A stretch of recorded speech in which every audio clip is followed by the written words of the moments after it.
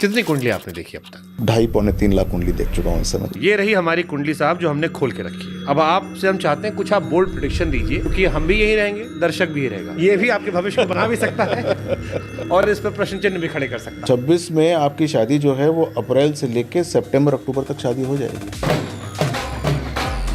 ये आप bold prediction करें सर? जी, मैं बता रहा हूँ। मैं आपको ये बता सकता हूँ कि किससे आपको शादी करनी चाहिए। आपको सलमान खान और राहुल गांधी से मिलना चाहिए। उनको मुझसे मिलना चाहिए। 48th ईयर ऑफ एज आपकी जितना भी सांसारिक सुख होता है उसको त्यागना शुरू कर देंगे। ऋषि मुनियों वाला जीवन बिता सकते हैं 48 के बाद। क्या एस्ट्रोलॉजी आपकी डेथ भी प्रेडिक्ट कर सकती है? कोई आता है मेरे पास कहता है मुझे 20 साल के बाद मेरा ये काम हो जाएगा। सबसे पहले तो मैं ये देखता हूँ कि 20 साल तक जनाब रहेंगे कि नहीं रहेंगे। बाबा बागेश्वर को सुन रहा था, बीच में पर्चा खोला उन्होंने, तो कई सारे लोग देश में आए और जो एस्ट्रोलॉजर्स को लेकर भी ये कॉमन क्वेश्चन आता है कि अगर सब कुछ पता लग जाता है भाई फिर क्यों नहीं पता लगता कि देश में भूकंप कब आने वाला है, देश कैसे बेहतर होगा, रशिया यूक्रेन का युद्ध क्यों नहीं रुकने वाला है। जिस दिन अंबानी जी पैदा हुए होंगे उस दिन साथ में और बहुत सारे लड़के पैदा हुए होंगे, जी सेम टाइम पे हुए होंगे। जी तो क्यों एक अंबानी बन गया बाकी सब नहीं बन पाए? मांगलिक को लेकर बड़ी मिथ भी है। व्हाट इज एग्जैक्टली मांगलिक? आप गुस्से वाले हो जाएंगे। आपकी वाइफ के हॉरोस्कोप सप्तम भाव में बैठ जाए तो वो गुस्से वाली हो जाएगी। एस्ट्रोलॉजी का सबसे बड़ा मिथ क्या है? अरे आपके ऊपर तो राहु की दशा चल रही है, आपके ऊपर तो शनि की दशा चल रही है, आपके ऊपर तो मंगल भारी है, और वो बेचारा डर जाता है। कलर से ही फर्क पड़ता है आप क्या कपड़े पहनते हो इन चीजों से? आपके लिए ब्लैक सूट करता है।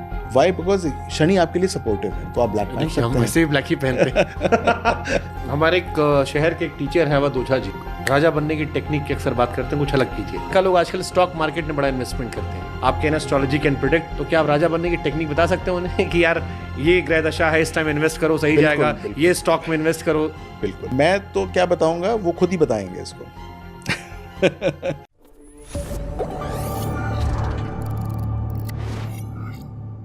दुनिया में दो तरह के लोग होते हैं। एक वो जो कहते हैं कि अगर आप भगवान पर विश्वास करते हैं तो आपको शैतान पर विश्वास करना पड़ेगा, आपको मानना पड़ेगा कि विज्ञान के अलावा भी चीजें होती हैं। और दूसरे वो होते हैं जो कहते हैं कि हाथों की लकीरों पर क्यों भरोसा करते हो, तकदीर तो उनकी भी होती है जिनके हाथ नहीं होते। हमें लगा कि अंधविश्वास विज्ञान के बीच की एक लकीर को आज पकड़ने की कोशिश की जाए, आपके ग्रहों को थोड़ा समझने की कोशिश की जाए और यह समझा जाए कि क्या है मेरा और आपका भविष्य। और इसीलिए आज हमने बुलाया है डॉक्टर विनय बजरंगी, जाने माने एस्ट्रोलॉजर आप हैं। पहला सवाल तो सर मेरा यही है कि हमारी उम्र में जो लड़के हैं, जैसे आज से अगर कुछ साल पहले की बात की जाए या हमारे माँ बाप की बात की जाए, तो वो सारी चीज़ें जो है वो जांच परख कर विचार कर करते हैं। बट हमारी जनरेशन या आने वाली जनरेशन जो है वो जनरेशन है जो अक्सर कर्मों पर विश्वास करती है। वो कहती है कि भाई कर्म अच्छा करोगे तो हो जाएगा, वैसे भी कलयुग है जी, जो होता है वो यही मिल जाता है। बिल्कुल सही बात है। क्या डिफरेंस है एस्ट्रोलॉजी और कर्मों में, और क्या है ये एस्ट्रोलॉजी? देखिए, सबसे पहले तो मैं आपको ये बताना चाहूँगा कि आपने बिल्कुल ठीक कहा कि आपका विश्वास कर्मों पे है और क्या करते होंगे ये ग्रह या क्या नहीं करते होंगे ग्रह। लेकिन एक बात समझने की है कि जब तक आपका बहुत अच्छा चल रहा है तब तक आपका कर्म जो है प्रधान है। लेकिन कभी कभी क्या होता है कि पूरी कायनात के अंदर सारे के सारे की हेल्प करने के लिए खड़े होते हैं, लेकिन तब भी आपका काम नहीं हो रहा होता, या फिर आप कहें कि हर तरफ जो है एक रोड ब्लॉक हो जाती है। और उस समय आपको लगता है कि ये कौन सी ताकत है, ये कौन सी ऐसी बात है जो कि मेरे काम को रोके हुए है। और तब आपको ज्योतिष का सहारा लेना ही पड़ता है, क्योंकि वहाँ से आपको ये पता चलता है कि आखिरकार वो चीज़ क्या थी जहाँ से हम आगे बढ़ सकते हैं।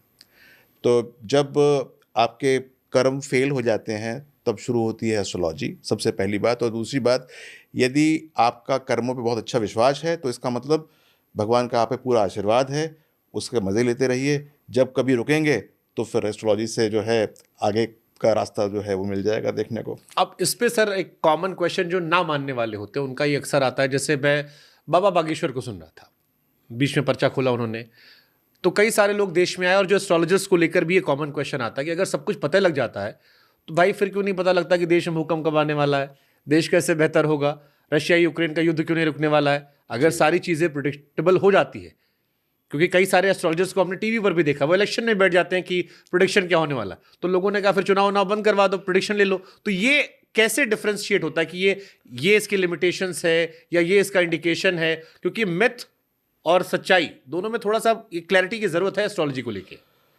देखिए, इसके अंदर ना एक बात समझने की है कि एस्ट्रोलॉजी होती क्या है और जो कुंडली होती है, चार्ट होता है, ये चीज़ क्या होती है। आप मान लीजिए कि 1 जनवरी सन 1992 को पैदा हुए और टाइम था 4 बजे का और आप दिल्ली में पैदा हुए, तो जो आपका हॉरोस्कोप बना उस समय, वो आपने एक क्षण भी इस पृथ्वी के ऊपर गुजारा नहीं था, लेकिन हॉरोस्कोप था। इसका मतलब क्या हुआ कि इस जीवन में जो आपने अब तक कुछ किया ही नहीं, तब आपका हॉरोस्कोप था। तो ये सारा का सारा आपके पिछले जन्म का कोई ना कोई भूमिका थी, और वो जो है भगवान ने आपको ग्रहों के रूप में दिया है। यानी कि क्या आपने किया पिछले जन्म में, वो आपके हॉरोस्कोप से हम उसको पढ़ने की चेष्टा करते हैं। यदि हम उस पूरे के पूरे सिस्टम को जान लें कि हमारे पिछले जीवन में क्या हुआ है, तो ये हमको पता चल जाता है कि इस जीवन के अंदर हमको क्या वेरिएशन करना चाहिए, ताकि हमारा जीवन जो है वो पिछले जन्म के जीवन से बेटर हो जाए। और बेटर क्यों हो जाए? वो इसलिए हो जाए कि जो ट्रांजिशन होता है आत्मा का या सोल का ट्रांजिशन होता है बैकुंठ धाम में, यानी कि श्री चरणों पे, वो होना शुरू हो जाए। अगर हम जो है वो ट्रांजिशन कर पाएंगे तो निश्चित तौर से जो है वो चीज़ें अच्छी हो जाएंगी। तो हॉरोस्कोप को ये मान के चलें कि वो आपका एक आईना है कि क्या हो सकता है। आप अपनों कर्मों के माध्यम से बहुत सारी चेंजेस उसके अंदर कर सकते नहीं, हैं। बट जैसे फिर आपकी बात से अगर मैं सहमत होकर कहूँ, भारत जैसे बड़े आबादी वाले देश में, अब जिस दिन अंबानी जी पैदा हुए होंगे उस दिन साथ में और बहुत सारे लड़के पैदा हुए होंगे, जी जी सेम टाइम पे हुए होंगे, जी, हुए होंगे। सेम ग्रह नक्षत्र सब रहा होगा, उस समय भी ऐसा होगा कि नंबर ऑफ लड़के पैदा हुए होंगे। तो क्यों एक अंबानी बन गया, बाकी सब नहीं बन पाए? देखिए, समझने की बात यह है कि अंबानी साहब जब पैदा हुए तो उनका एक हॉरोस्कोप बना, लेकिन उनके साथ में अगर 5 सेकंड के बाद भी कोई दूसरा बच्चा पैदा हुआ होगा तो वो हॉरोस्कोप सेम नहीं होगा। अब आप विस्मित हो सकते हैं, सोचते हैं नहीं हॉरोस्कोप तो बराबर होगा क्योंकि जो लग्न है वो सेम रहा होगा, लेकिन इसके अंदर आते हैं डिविजनल चार्ट्स, यानी कि लगन के साथ साथ उसके डिविजनल चार्ट्स होते हैं जो कि हर सेकंड के बाद, 25 सेकंड के बाद, 50 सेकंड के बाद, 5 मिनट के बाद चेंज होते हैं। तो वो जो है आपका पूरा का पूरा एक यूनिक सेट बनता है। यानी कि आप देखने की चेष्टा कीजिए कि आपका एक चार्ट हुआ, और वैदिक ज्योतिष के अंदर तो षोडश वर्ग यानी कि 16 चार्ट्स देखने की प्रथा है। तो अंबानी के साथ में कोई भी पैदा हुआ हो, उसका जो षोडश वर्ग है वो एक जैसे नहीं होंगे, अलग अलग होंगे। बट हो सकता है उस सेकंड में कोई पैदा हुआ हो। उस सेकंड में पैदा हो ही नहीं सकता। आप अगर भारत का जो जनसंख्या का कैलेंडर उठा के देखिए तो हर 3 सेकंड के बाद एक बच्चा पैदा होता है, या 4 सेकंड के बाद जो जनसंख्या काउंट है वो चेंज होता है। और उसके बाद एक समझने की बात और है कि अगर उसी क्षण भी हुआ है तो वो उस जगह पर नहीं हुआ। वो बॉम्बे में मान लीजिए पैदा हुए हैं तो दूसरा बड़ौदा में पैदा हुआ होगा, वहाँ पर जो लैटिट्यूड है, लॉन्गिट्यूड है, वो चेंज हो जाता है।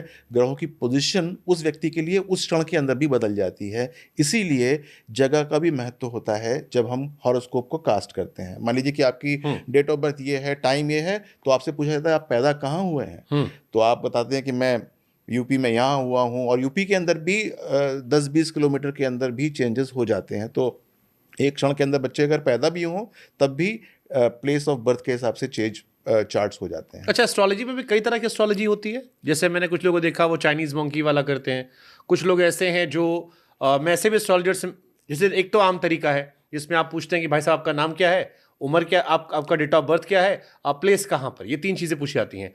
कुछ लोग मुझे मिले जिन्होंने मुझसे कहा कि आपकी तस्वीरें देखकर हम बता लेते हैं, आपको देखकर हमने मन में कुछ सोचा, एक कार्ड उठा दिया। कुछ चाइनीज मंकी वाले होते हैं। तो ये सब एक होते हैं, अलग अलग होते हैं, अलग अलग में क्या कैलकुलेशन एक होती है, और कौन सा ज़्यादा सही है, कौन सा ज़्यादा खराब है? अब खराब और सही के बारे में तो टिप्पणी एक्यूरेसी करना तो होगी ना सर। बड़ा है मुश्किल, लेकिन सबसे बड़ी बात यह है कि मैं तो सनातनी वैदिक ज्योतिष करता हूँ, वो हॉरोस्कोप बेस्ड होती है। और हॉरोस्कोप जो है वो आपके पिछले जन्मों का एक प्रतिबिंब होता है। उसके माध्यम से आपके इस जन्म और आने वाले जन्मों की गणना होती है। तो उसकी एक्यूरेसी लेवल बहुत अच्छा होता है। और बाकी जितने भी विधाएं होती हैं, वो चाइनीज़ हो या टैरो हो, वो सारी आर्ट है, साइंस नहीं है। साइंस एस्ट्रोलॉजी यानी वैदिक एस्ट्रोलॉजी ही है। ओके। जी। अच्छा, एक चीज मेरे मन में और आता है, फिर से पहले मैं टेक्निकल क्वेश्चंस में जाऊं, एक जिज्ञासु बच्चे की तरह चीज मैं पूछूंगा। जब मैं अपनी कुंडली देखता हूं तो उसमें शुरुआत में आता है कि आप सामाजिक क्षेत्र में अच्छा करेंगे, क्रिएटिव क्षेत्र में अच्छा करेंगे, जो आज मैं कर रहा हूं वो दिशा बन रही है। तो क्या ये पहले से डिसाइडेड था, उस हिसाब से मेरे कर्म होते चले गए, या मेरे कर्म जो मैं किया उसकी वजह से मेरा भविष्य तय होता जाएगा?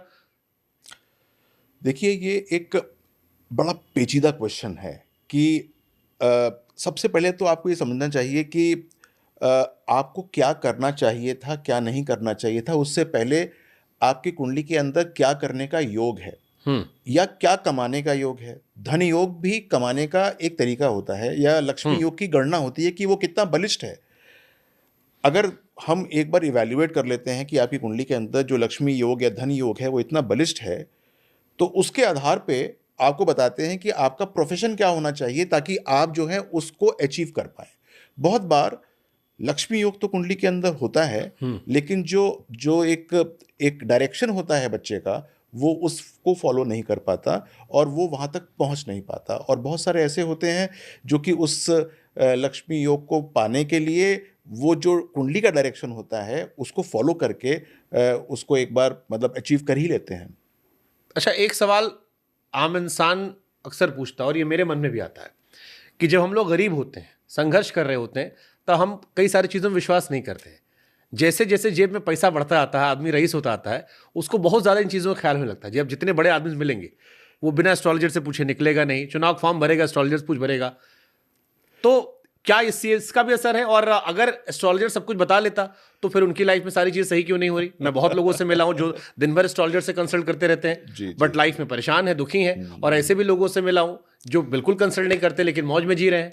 नहीं, बात यह है कि ये एक कहावत है कि जिसके घर में मिट्टी के बर्तन होंगे उसको बहुत अच्छी नींद आएगी। तो जिसके पास खोने के लिए कुछ नहीं है उसको कोई चिंता वाला की बात ही नहीं है। जैसे जैसे आपके पास लक्ष्मी आ जाएगी, यानी कि आपका 11वां भाव बलिष्ठ हो जाएगा, आपका 10वां भाव बलिष्ठ हो जाएगा, तो फियर ऑफ लूजिंग शुरू होना शुरू हो जाता है कि कुछ निकल ना जाए हाथ से, कुछ भाग ना जाए, जो है कम से कम वो तो रहे। ये फियर होना शुरू हो जाता है। तो ये एक आपस में इंटरकनेक्टेड एक साइंस है इसके अंदर। तो जैसे जैसे आप जो हैं लक्ष्मी की तरफ आकर्षित होते हैं, वैसे वैसे राहु जो हैं वो कुंडली के अंदर बलिष्ठ हो जाते हैं, जिसको फियर बोलते हैं। अननोन फियर कि क्या क्या हो सकता है, क्या नहीं हो सकता है, क्या जा सकता है। जिसके पास कुछ है नहीं, उसके पास लॉस का तो कोई खाना ही नहीं है, तो उसको कोई किसी प्रकार का लॉस का डर भी नहीं होगा। ये आजकल के टाइम में एस्ट्रोलॉजी पर कैसे विश्वास करें? क्योंकि बहुत सारे ऐप्स आ गए सोशल मीडिया पर जहां पर कहते हैं कि आप कॉल कीजिए, लड़के कॉल कर लेते हैं।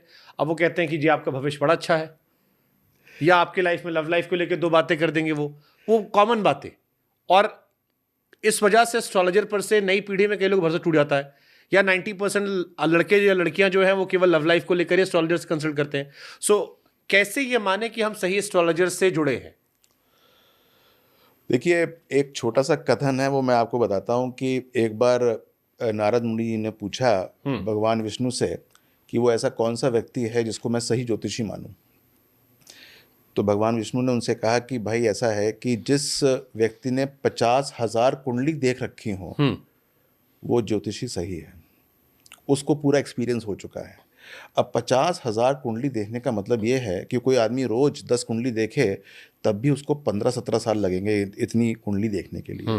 तो यदि किसी को एक्सपीरियंस ही नहीं है कुंडली देखने का, तो वो इतने मैमथ टास्क तक या नंबर तक पहुंच ही नहीं पाएगा। तो जिस व्यक्ति के पास एक्सपीरियंस है, जिसको नॉलेज है, जिसने सारी चीज़ों को जो है वो अनलॉक किया हुआ है, वही सही प्रकार से जो है वो कुंडली को देख सकता है। कितनी कुंडली आपने देखी अब तक? मैं 2.5-3 लाख कुंडली देख चुका हूँ इस समय तक। नारद जी वाला आपने आंकड़ा पार कर दिया।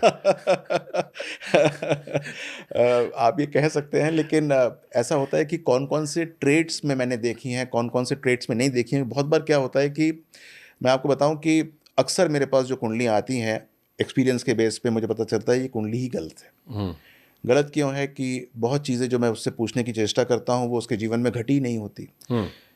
और वो कुंडली गलत बनी होती है क्योंकि टाइम जो है वो थोड़ा सा मिसमैच होता है। जैसे आप अभी आप पूछ रहे थे कि 1 सेकंड से या 10 सेकंड से क्या फ़र्क पड़ता है। मान लीजिए कि आपकी माता ने जो है बर्थ का टाइम नोट किया हो या उनको गलत बताया हुआ हो, तो जो टाइम बनेगा कुंडली का वो गलत बनेगा।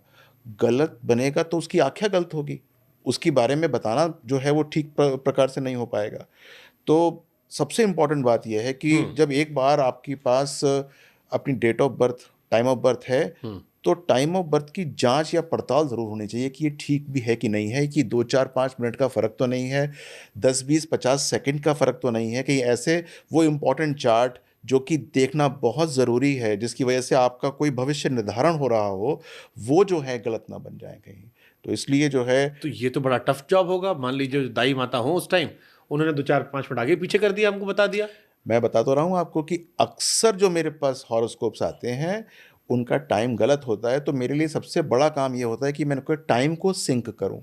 टाइम को सिंक करने की भी एक बड़ी विधा होती है। आपसे मुझे पूछना पड़ता है कि भाई आपके जीवन में क्या-क्या घटा, कब-कब, कैसे-कैसे घटा, उस पूरा का एक पूरा का पूरा टैबुलेशन होती है। फिर जो मैंने चार्ट्स बताए आपको, षोडश वर्ग उसके अंदर डाले जाते हैं।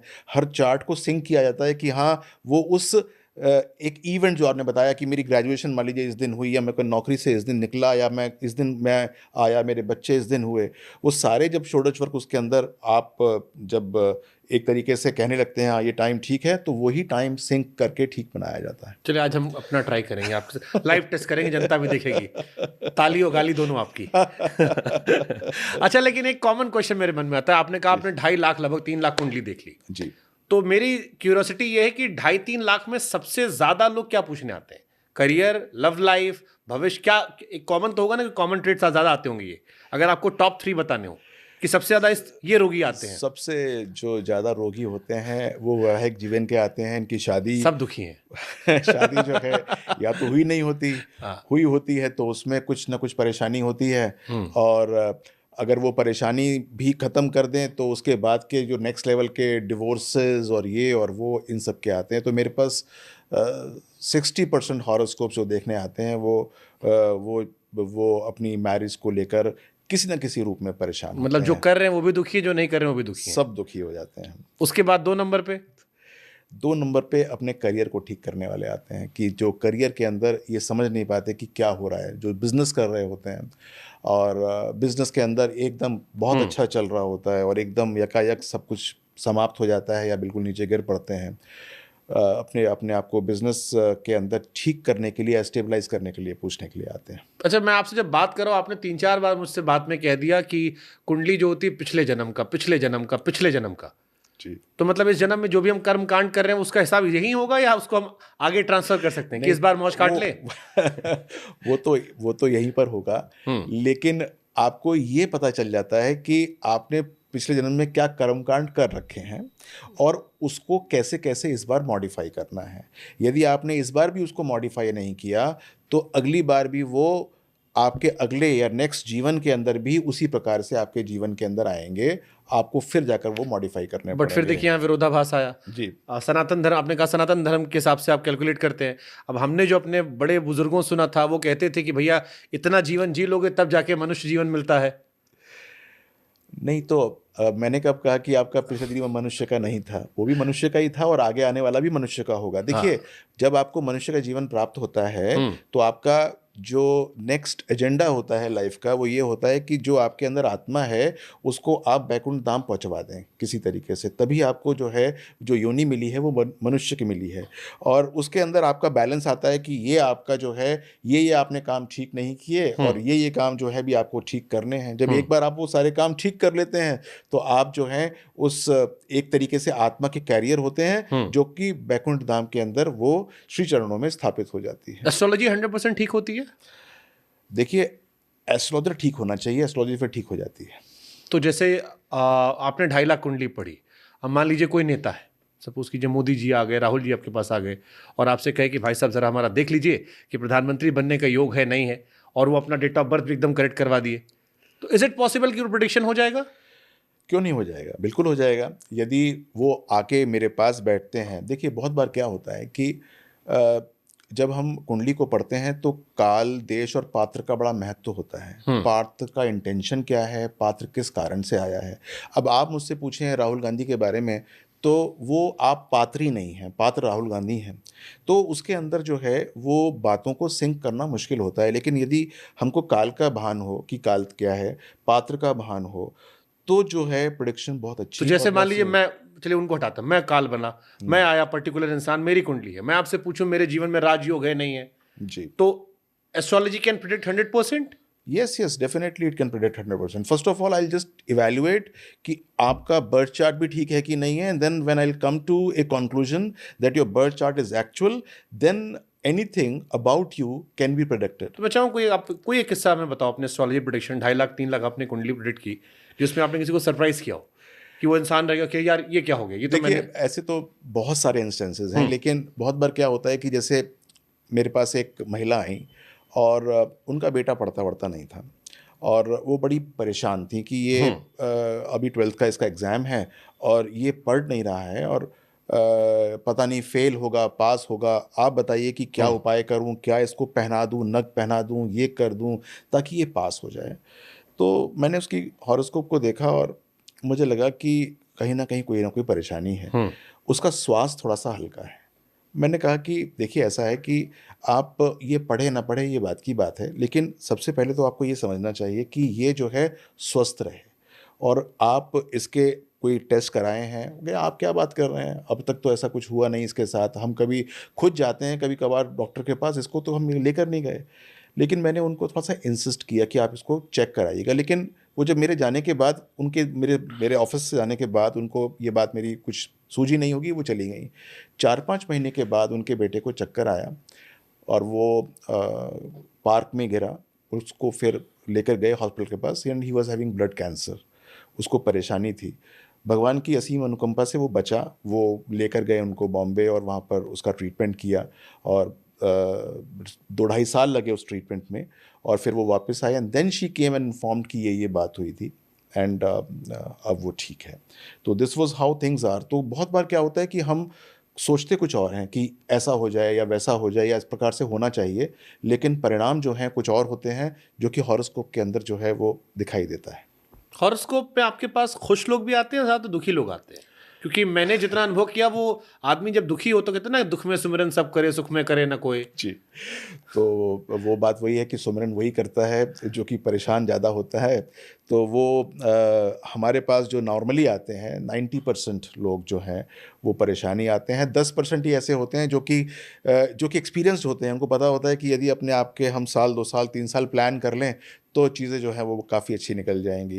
किसी को ये पता लग जाए कि 2 साल के बाद उसकी शनि की 7.5 शुरू होने वाली है या शनि की दशा शुरू होने वाली है, तो वो अपने आप को थोड़ा सा जो है वो प्रोएक्टिव तरीके से ठीक करने की कोशिश करता है। वरना तो आते सारे वही हैं जो कि परेशान हो जाते हैं और उनको कोई रास्ता नहीं मिल रहा होता कि आगे कैसे बढ़े। Astrology is only for prediction या इसकी रेमेडी भी? क्योंकि मेरा जो एक्सपीरियंस है, मैं एस्ट्रोलॉजर से मिला, उन्होंने बताया, एक जैसे मैंने किस्सा भी जिक्र किया था अभी ऑफ द रिकॉर्ड, कि एक एस्ट्रोलॉजर थे, उन्हें पता लगा उनका डिवोर्स हो रहा है, सारे जतन कर लिए बट शादी रोक नहीं पाए टूटने से।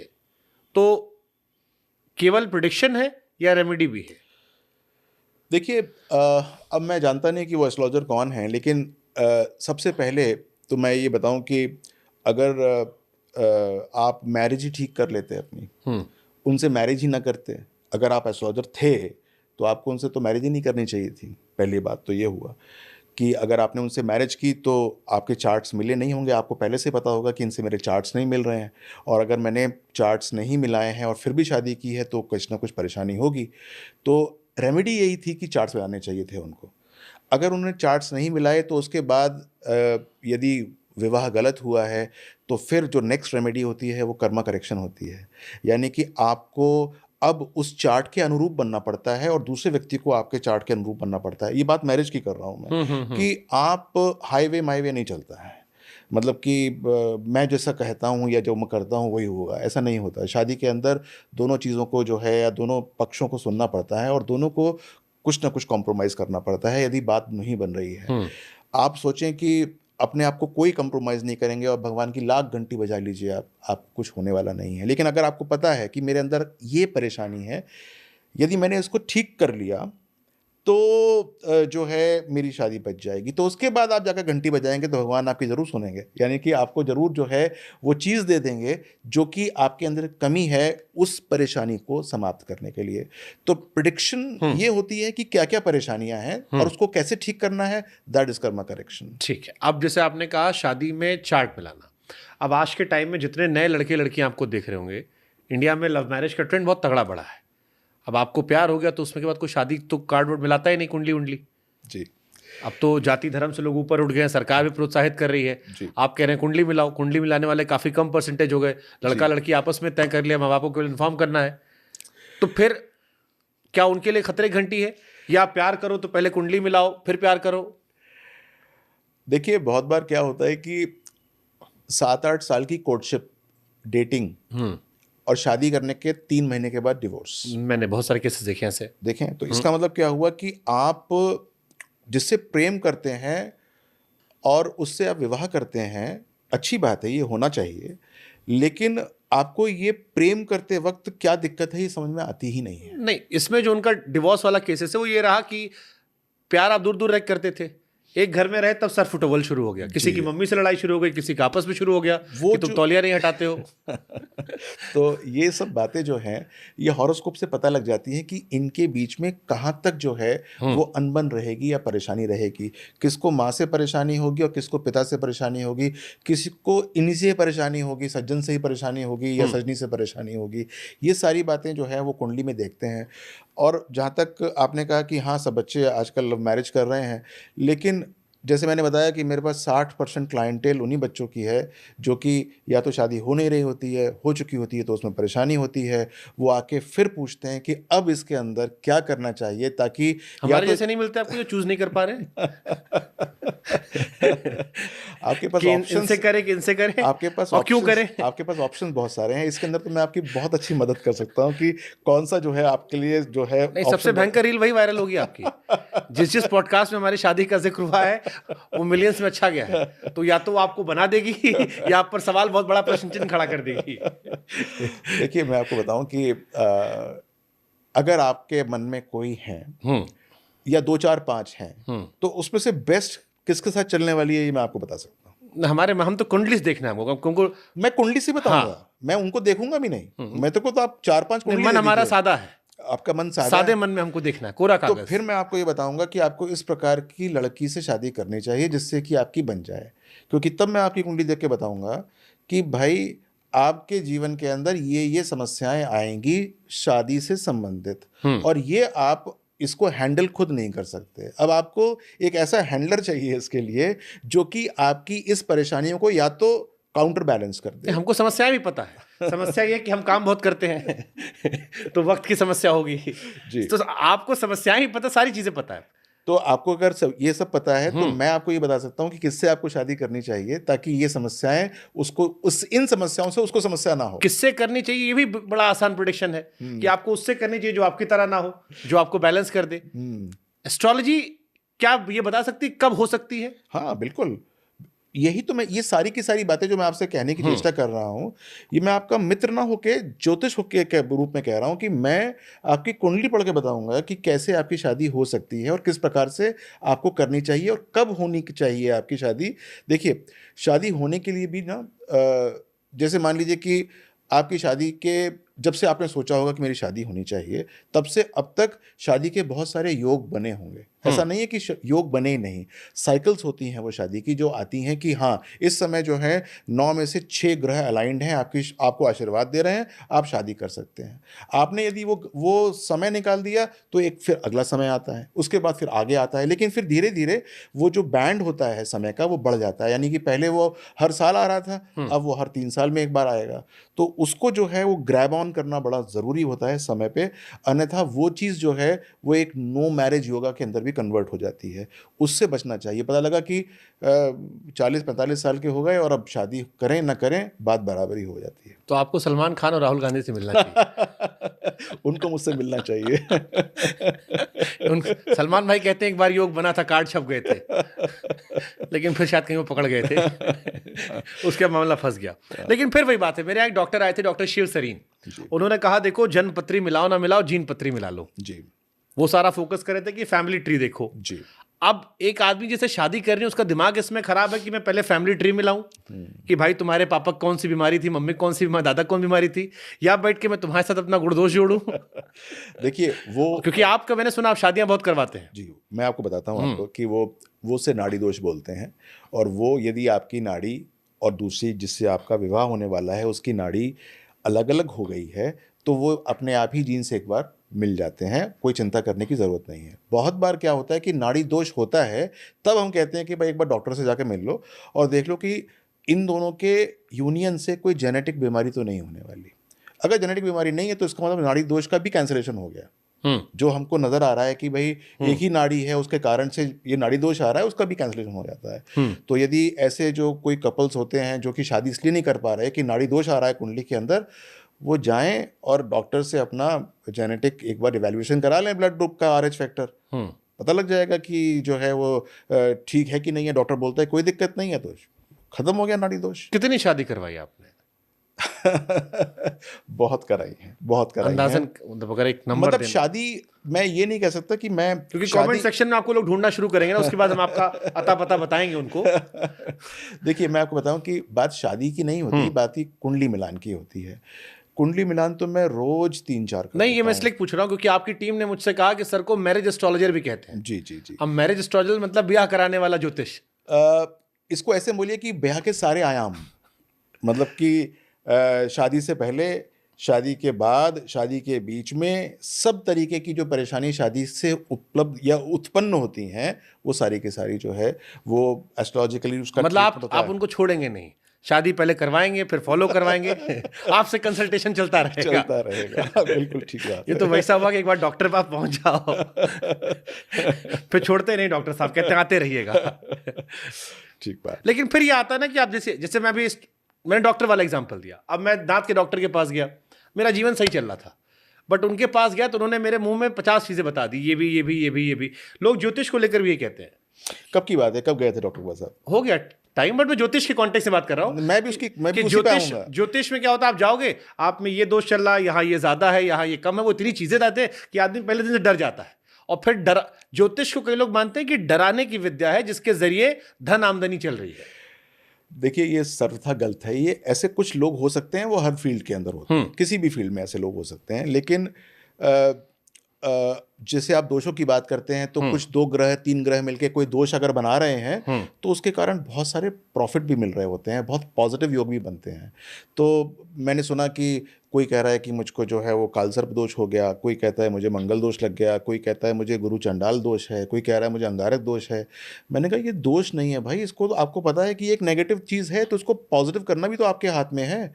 आप इन सारे दोषों से इनको आप योग में कन्वर्ट कर सकते हो, नॉट दोष, आप इनको योग में भी कन्वर्ट कर सकते हो। क्योंकि अगर सपोज ये नहीं होते तो बहुत सारी चीज़ें जो आपके जीवन में हुई हैं वो ना हुई होती। पॉजिटिव की बात कर रहा हूँ, तो that they can be converted. अब जैसे शादी को लेकर आता है, कई लोग कहते हैं कि जैसे पढ़ाई लिखाई कर रहे थे, मेरे बहुत सारे दोस्त ऐसे हैं कि 30-32 साल तक पढ़ते रहे, या लड़कियां बहुत सारी दोस्त ऐसी हैं पढ़ती रहीं, उसके बाद योग्य वर नहीं मिल रहा। कई लोग ऐसे मेरे फ्रेंड्स हैं, उनके माता पिता आते हैं कि सारी बातें हो जाती, एंड में जाके मामला कैंसिल हो आता है, बैक टू बैक ऐसा हो रहा, वो फ्रस्ट्रेट होने लगे, उनका मन ही नहीं करता मिलने किसी से। तो ये सब भी क्या कुंडली के जरिए ठीक हो सकता है? कुंडली के जरिए सबसे पहले पता लग सकता है कि कुंडली के अंदर जो है वो डिले इन मैरिज योगा है, पहले तो ये पता चल सकता है। उसके बाद उसका निवारण और निकारण क्या है ये पता चल सकता है कि how can you basically just right pass that, ये कुंडली के माध्यम से पता चल सकता है। अब इसका मैं आपको एक बहुत छोटा सा तरीका बताता हूँ कि आजकल बच्चे जो हैं वो करियर बनाते हैं, पता लगा कि 30-35 साल के हो गए, लेकिन अपने करियर की तरफ उनका पूरा का पूरा रुझान है। जब करियर की तरफ रुझान है तो ऑटोमेटिकली वो शादी की तरफ या तो ध्यान नहीं देंगे, या शादी होने के बाद अपने घरवाली या घरवाले की तरफ ध्यान नहीं देंगे, तो वो वहाँ पर जो है वो परेशानी आनी आरंभ हो जाएगी। एक दशम भाव की बात है, एक सप्तम भाव की बात है। दशम से दशम सप्तम भाव होता है, उसका कॉम्प्लीमेंट्री भाव है, तो ये डायरेक्टली प्रोपोर्शनल है। तो करियर और उसके बीच में एक बैलेंस स्ट्राइक करना चाहिए, तभी जो है वो दोनों चीज़ सही चलेंगी। वरना आप एक चीज़ तो छू लेंगे, दूसरी चीज़ से हमेशा महरूम रहेंगे। नहीं, ये तो मोटिवेशनल स्पीकर वाली बात हो गई सर, जो भी आपने की। मैं एस्ट्रोलॉजर वाली बात पे आता हूँ। एक पेरेंट है, सपोज करिए आप अपनी बिटिया के लिए लड़का ढूंढ रहे हैं, अब आप एस्ट्रोलॉजर नहीं है, एग्जाम्पल कैलकुलेट करते हैं। अब आप किसी मैट्रिमोनियल साइट्स पर गए, वहां 100 लड़कों की रिक्वेस्ट आई, अब 100 में आप 100 पे तो ट्राई कर नहीं सकते, तो व्हाट इज द प्रोसीजर, ये कैसे करें यार, इसमें हो सकता है, या कैसे चूज कर ले राइट वाला? नहीं, तो आप एज अ फादर पूछ रहे हैं या एज एज एस्ट्रोलॉजर पूछ रहा हूं मैं, किसी फादर को आप बता रहे हैं। तो सबसे पहले तो मैं जो हूँ उसके फादर को ये बताऊंगा कि भाई आपकी बेटी को जो बेटा मिलेगा, जो आपका दामाद होगा, उसके ये गुण होंगे। ये आप लड़की कुंडली देख के बता सकते हैं? जी, ये गुण होंगे। वो नौकरी करता होगा, आज हम अपना चेक करवाते बताते हैं। वो नौकरी करता होगा ठीक है बात। या बिजनेस करता होगा, ये बताया जाएगा। और वो टिकेगा नहीं टिकेगा? हाँ, और टिकने का आपकी बेटी के हॉरोस्कोप से वो कितने चांसेस हैं, ये बताया जाएगा। यानी कि इस प्रकार का लड़का चाहिए तो जिससे टिकने की जो प्रॉबिलिटी है वो बढ़ जाए, और उसके परिवार ऐसा होगा, यानी कि इतना संपन्न होगा या इतना जो है वो एवरेज होगा या आपके बराबर होगा कि नहीं होगा। नहीं, बट फिर एक क्रॉस क्वेश्चन करता हूँ सर, जैसे आपने कहा कुंडली, आपने कहा कि बेटी की कुंडली देखकर बता सकते हैं कि जो फैमिली में आएगा वो कैसा होगा। जी जी जी। अब बेटी कुंडली तो जीवन से लेकर मरण तक की होगी। जी जी जी। तो उसके बुढ़ापे का भी उसमें हिसाब किताब तय होगा कि बुढ़ापा अकेले कटेगा, साथ में कटेगा, रोगी होकर कटेगा, निरोगी होकर कटेगा, बच्चे खुश होंगे नहीं होंगे, तो फिर वो उसमें कर्मा का रोल तो मोर ऑफ द उसी हिसाब से ढलता जाएगा। वही तो हमको ठीक करना है। अगर हमको पता चला कि अगर सपोज इनका जीवन साथी इस समय तक जो है वो इनके साथ नहीं रहेगा या छोड़ के चला जाएगा या फिर उसकी मृत्यु हो जाएगी, हमको वही तो ठीक करना तो है। ये विजिबल होगा, ये विजिबल होगा। बिना पार्टनर को देखे आप बता सकते हैं कुंडली में? ये पता लगेगा कि उसकी कुंडली में ये योग है, तो हमको शादी अब ऐसे पार्टनर से करनी है जिसकी दीर्घायु हो, और वो जो है अपनी वाइफ को छोड़ के जाए ना, यानी कि मैरिज डिसॉल्व ना हो। तो यही मैचिंग ऑफ चार्ट्स है। तो फिर ये जो लाइन आती है कि जोड़ियां ऊपर वाला बनाते हैं, तो सिर्फ फिल्मी बातें हो गई फिर तो? नहीं, उसने आपको कहा कि इस प्रकार की जोड़ी बनाओ जाकर, वो हमको दृष्टि देता है, हम उस प्रकार से जोड़ी ढूंढते हैं यहाँ पर। But then it's not pre decided ना। मान लीजिए आपने गलत इंसान शादी कर ली, जैसे मैंने आपकी बात नहीं मानी, आपने कहा कि शुभांकर इनसे शादी करो, ये सक्सेसफुल होगी, मैंने कहा नहीं मुझे यही पसंद है। देखिए, आपको ना एक, जैसे मैंने सबसे पहले बताया कि आपके हॉरोस्कोप के अंदर एक इंडिकेशंस हैं। वो indications does it affect mind also? हाँ 100%। आपका चंद्रमा, चंद्र राशि है आपको माइंड, सारा का सारा माइंड है, आपके नक्षत्र हैं वो भी आपके माइंड पे खेलते हैं। तो हर चीज़ जो है वो हॉरोस्कोप की नहीं, जैसे कई बार हम फैसले लेते हैं जी। जैसे मेरे एक मित्र हैं मनोज मुंतशिर साहब, बहुत इंडिया के फेमस राइटर हैं। जी जी। जीवन भर राम जी के नाम पर गाना गाए, फिर एक पिक्चर बना दी आदि पुरुष। अब कल कह रहे थे कि मेरा माथा खराब था कि मैंने सबकी गलती अपने ऊपर ले ली, मैं ही सामने आ गया। तो क्या ये हम एस्ट्रोलॉजी के जरिए प्रेडिक्ट कर सकते थे कि उन्हें हम गाइड करते कि भैया आप फ्रंट पे मत जाइए, ये बुरा फेज आ सकता है? बिल्कुल कर सकते थे, और इस प्रोजेक्ट को कैसे करना भी चाहिए कि नहीं करना चाहिए, वो भी हम उनको बता सकते थे।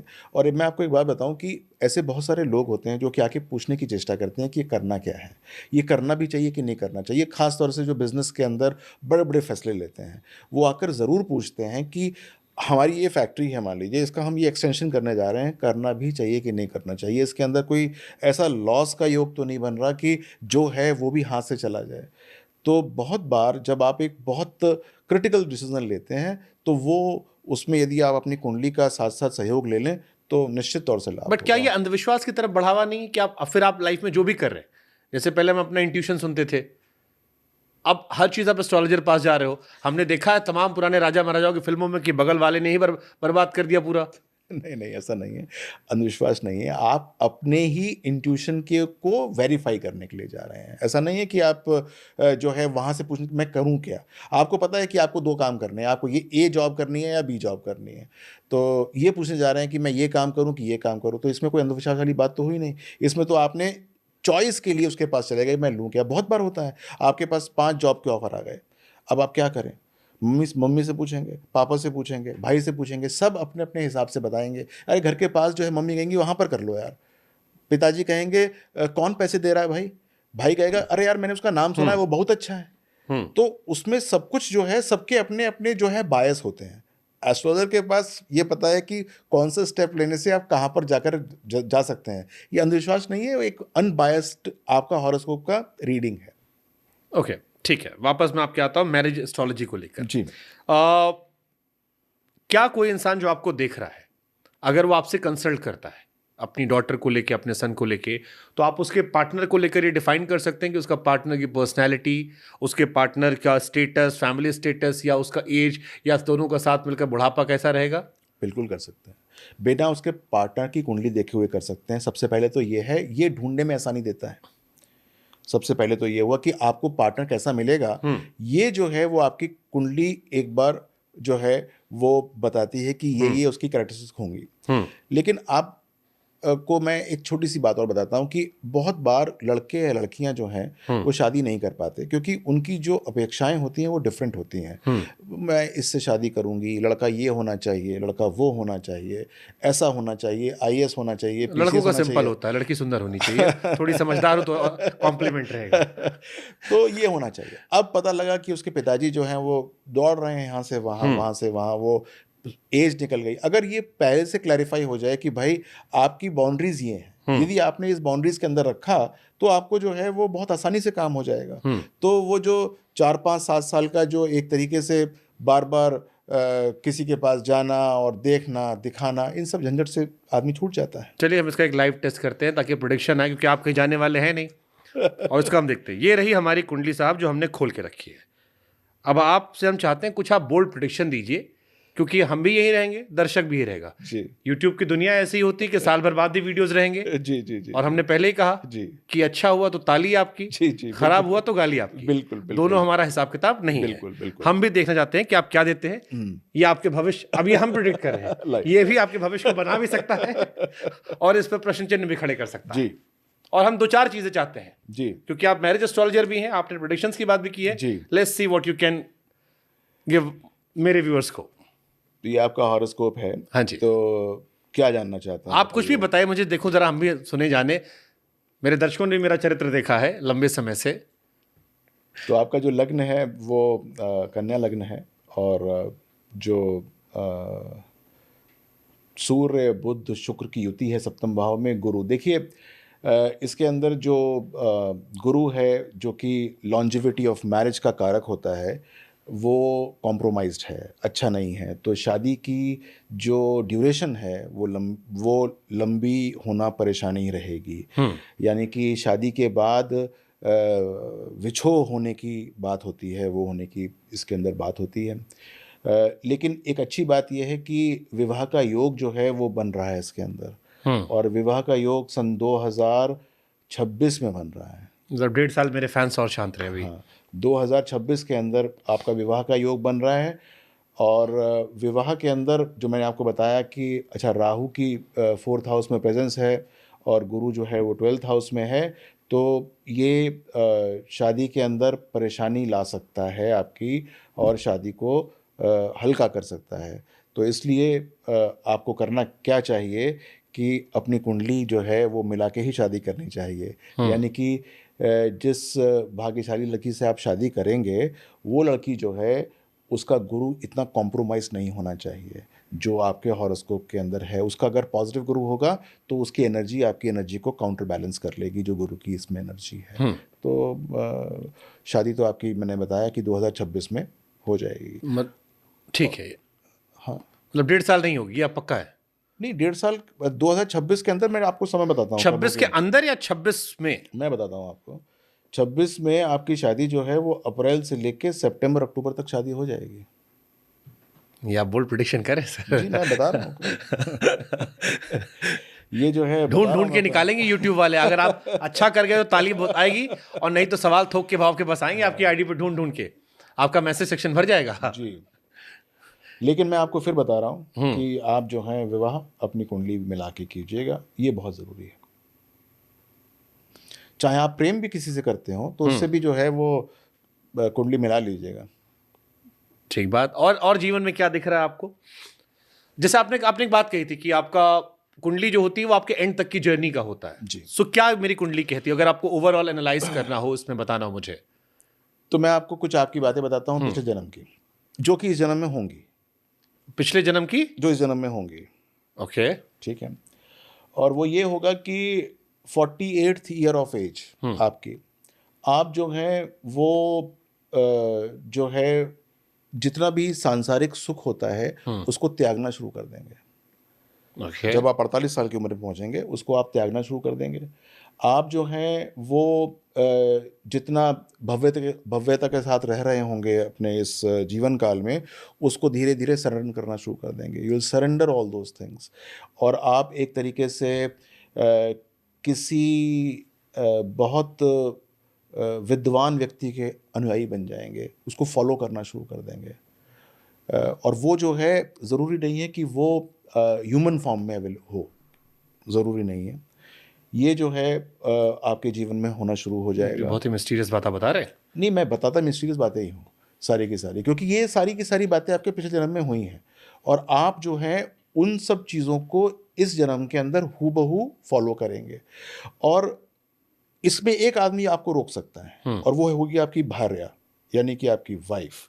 अगर आपकी कुंडली उससे मिल जाती है, आप मिला के शादी कर लेते हैं, वरना उससे भी आप हाथ धोएंगे, यानी कि वो भी चली जाएंगी आपके जीवन से, और आप जो है ये जो संपन्नता का जीवन है उसको छोड़ के आप जो है एक तरीके से ऋषि मुनियों वाला जीवन बिता सकते हैं 48 के बाद।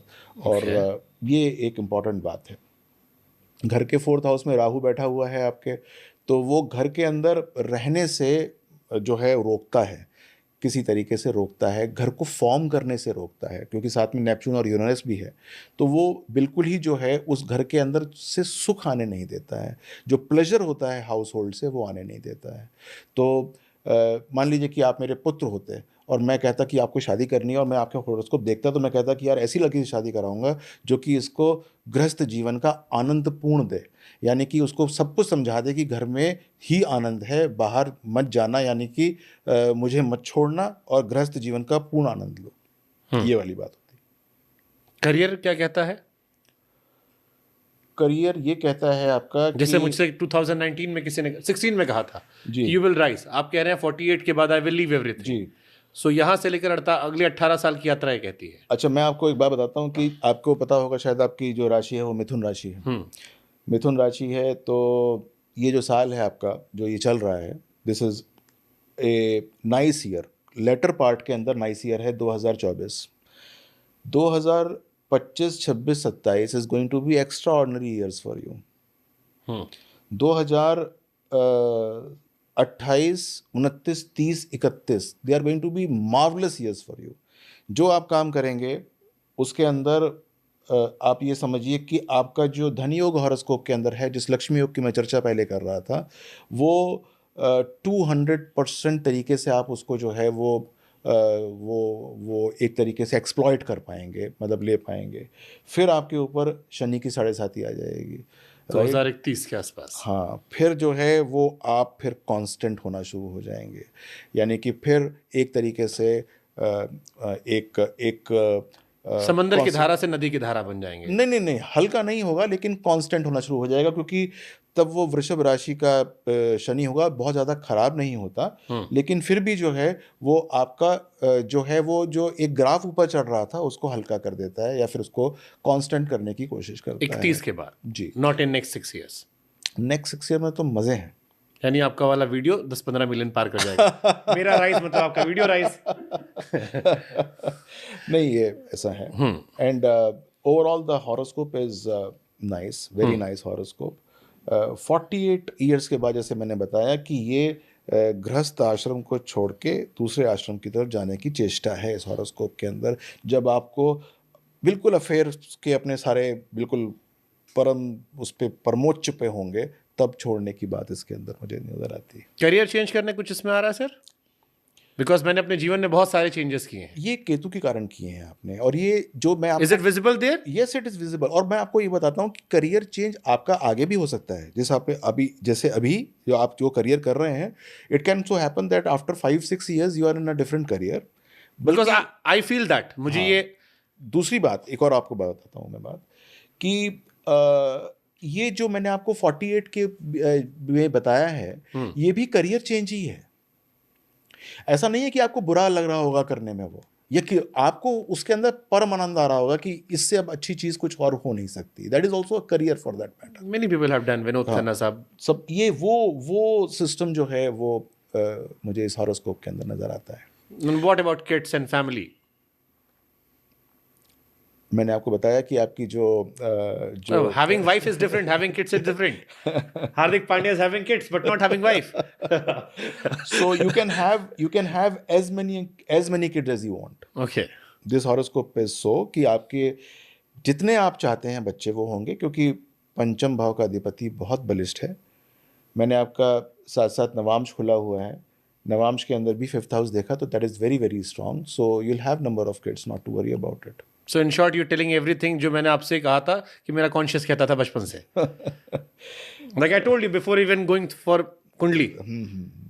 तो ये बच्चे होंगे आपके, आपका जो आगे का करियर है that is going to be extraordinary till the time 2031 comes. उसके बाद लल है बट नीचे नहीं है, मतलब एक कांस्टेंट है, ठीक रहेगा, कोई दिक्कत वाली बात नहीं है। 2033 के बाद करियर ग्राफ जो है वो हल्का पड़ेगा। उस समय आपको अपने डिसीजन जो हैं वो बहुत सोच समझ के लेने हैं। तब मैं आपसे ज़्यादा संपर्क कर लूँगा। हाँ, तब आपको करना ही पड़ेगा, क्योंकि उस समय डिसीजन ऐसे होंगे कि कुछ भी स्टम्बल आ सकता है, कुछ भी ऐसे ब्लॉक्स आ सकते हैं जिसको पार करना थोड़ा सा मुश्किल होगा। ओके, क्या नेगेटिविटी इसमें है? इफ़ यू एडवाइस में व्हाट टू फिक्स, क्योंकि ये सारी चीज़ें ऑन रिकॉर्ड जा रही है और ये सारी चीज़ें अगले 5 साल 7 साल 10 साल ये घूमती रहेंगी, ये हर साल ये वीडियोस आते रहेंगे। तो सबसे पहले तो मैं ये बताना चाहूँगा कि आपको अपना गुरु को फिक्स करना चाहिए। गुरु जो है वो भगवान बृहस्पति यानी कि भगवान विष्णु। तो आप तो रहने वाले भी ऐसी जगह के हैं जहाँ से अयोध्या जी बहुत पास हैं। जय श्री राम। आप वहाँ पर जाइए, वो आपके गुरु को फिक्स करता है।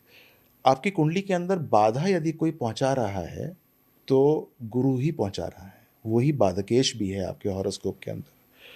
तो जितना आप उनकी आराधना करेंगे उतनी अनुकंपा उनकी आपको मिलेगी, और वो ही आपके जो भगवान है श्री राम की और भगवान कृष्ण, भगवान श्री राम, आप जिस फॉर्म में जो है आप उनकी स्तुति करिए, वो आपके लिए बहुत अच्छे जो हैं। आप गुरुवार जो है ऑब्जर्व किया करिए, जो बृहस्पतिवार होते हैं उनको ऑब्जर्व किया करिए। ऑब्जर्व का मतलब ये है कि निरामिष भोजन नहीं होना चाहिए, फास्टिंग एक तरीके से। फास्टिंग करें तो ज़्यादा अच्छा है, अपनी क्लिनजिंग कर सकते हैं उस समय। तो इसको शोधन बोलते हैं, आप शोधन करिए, तो वो भी जो है वो बाधाओं से मुक्त कराता है आपको। तो ये आपके लिए जो है वो बहुत ज़रूरी है। एनीथिंग मेजर और आप जो नोटिस कर सके? Then will summarise. सो अगर आपको ओवरऑल हाइलाइट्स देनी हो, एक देख लिया आपने, काफ़ी बातें कह दी, let's make as a reel, एक समरी बनानी हो। समरी में मैं ये कहूँगा कि ये लड़का जो है वो फाइनेंशियली बहुत स्टेबल है, इसके पास प्रचंड लक्ष्मी योग है हॉरोस्कोप के अंदर। ये लड़का जो है वो बहुत अच्छी तरक्की करेगा, लेकिन ये करियर जो है वो अब्रप्टली छोड़ेगा बहुत बार, और वो छोड़ता भी रहेगा, आगे भी छोड़ेगा, यानी कि सन 2024 के बाद भी छोड़ेगा करियर्स को, मतलब वो और जब कभी इसको परेशानी होगी तो कम से कम ये पछतावा नहीं करेगा कि मैंने क्यों छोड़ा, ऐसा क्यों किया था, वो किया था, वो पछतावे वाली बात इसके अंदर नहीं होगी। फैमिली लाइफ की थोड़ी सी जो है वो कॉम्प्रोमाइज़ है, तो उसको वो देख के रखना चाहिए। बाकी ये अपनी फैमिली ट्री को जो है वो जैसे जो पितरों का एक ऋण होता है वो पूरा करेगा, यानी कि अपने इस ऋण से आप अपने बच्चों की कुंडली के अंदर पितृदोष आने नहीं देते। यदि आप जो है संतान उत्पत्ति करते हैं तो उसके अंदर जो है वो आपका योगदान अच्छा रहेगा। This is what I want to say. And most importantly वो आपकी माता को प्रसन्नता देगा, वो आपके पिता को प्रसन्नता देगा कि ये एक लंबी आयु का हॉरोस्कोप है। अब मैं लंबा जीऊंगा भी। हाँ, ये लंबा ये 4 चीज़ें मुझे अपने बारे में बचपन से पता थी कि बहुत दिन जीऊंगा। ये जो है ये एक लंबी आयु का हॉरोस्कोप है, जिसको हम दीर्घायु बोलते हैं। दीर्घायु प्राप्त होगी आपको, एंड दीर्घायु is beyond 85 years of age. तो again I want to ask one question, like I told you, देखिए ये हमारी आपकी बात ऑन कैमरा हो रही है जी, but before camera I told you many things about me जो मैंने आपसे पहली बार बातें की जी।